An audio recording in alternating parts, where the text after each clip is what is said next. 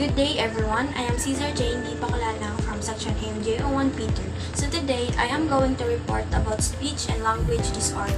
Speech and language disorders cause problems in communication.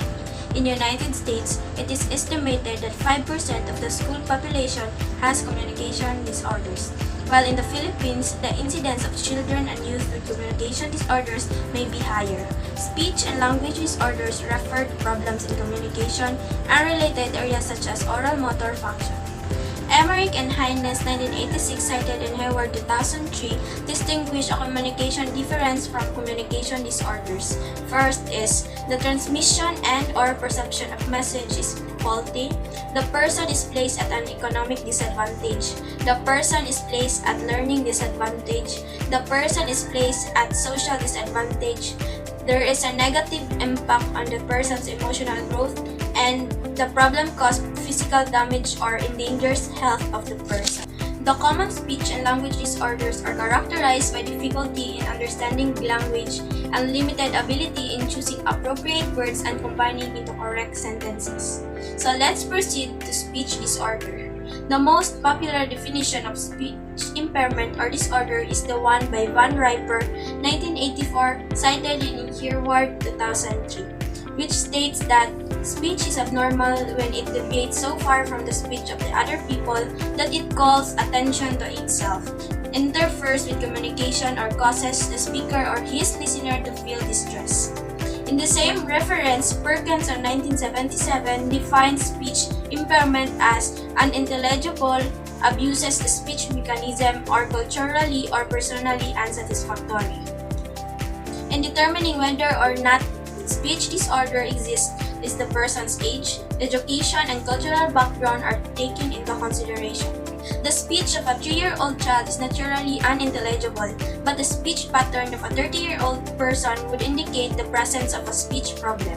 People who speak English as a second language may mispronounce certain speech sounds, but this cannot be considered as a speech disorder. Neither should the influences of one's native language or dialect on the pronunciation of words in another language be interpreted as a speech disorder. So there are speech-related to problems that cause ineffective communication, like problems in voice, articulation, and fluency.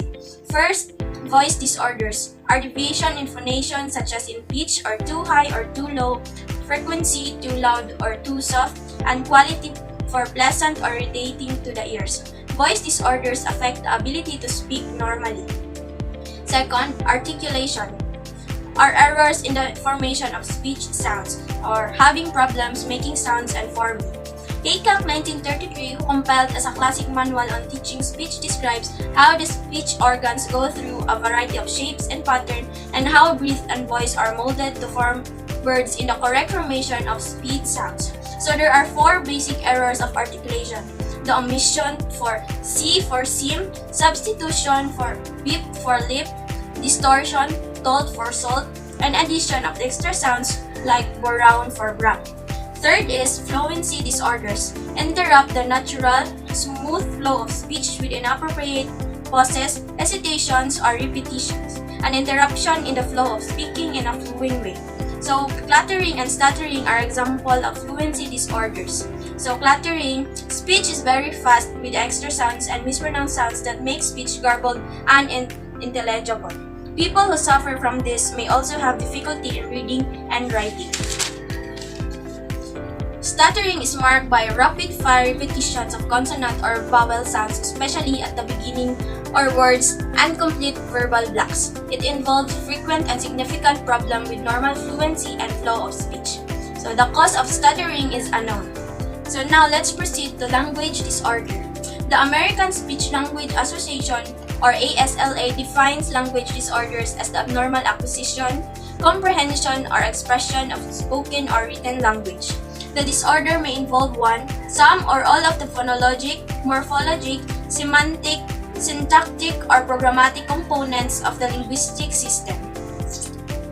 A language delay implies that a child is slow to develop linguistic skills but may acquire them in the same sequence as normal children, according to Reed 1994, cited in Hayward 2003.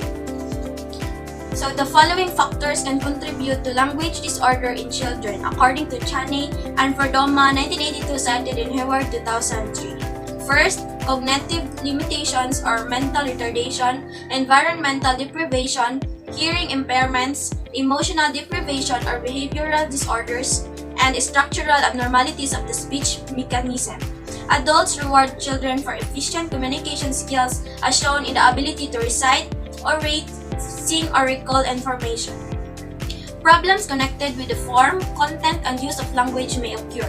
Form problem cover phonology, morphology, and syntax problems that range from difficulty of decoding spoken language, abnormal use of prefixes to abnormal structure of words, and wrong use of tenses. Second, content problem include semantic disorders manifested in poor vocabulary development, inappropriate use of words, and poor comprehension of the meaning of the words.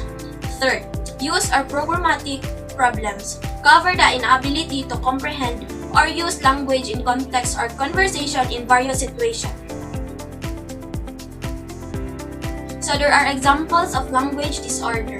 First is central auditory processing disorders, a condition in which the ears and the brain do not work well together. A problem in processing sounds attributed to hearing loss or intellectual capacity. Second, aphasia, a language disorder that results from damage to parts of the brain responsible for brain, caused by damage in a specific area of the brain that controls language expressions and comprehension. Next is apraxia, or verbal apraxia or dyspraxia, condition where the child has trouble saying what she or he wants to say correctly and consistently, characterized by loss of the ability to execute or carry out skilled movements or gestures. Lastly, dysarthria. Children who have cerebral palsy or other neuromuscular disorders suffer from this disorder. And that would be all. Thank you and God bless us all.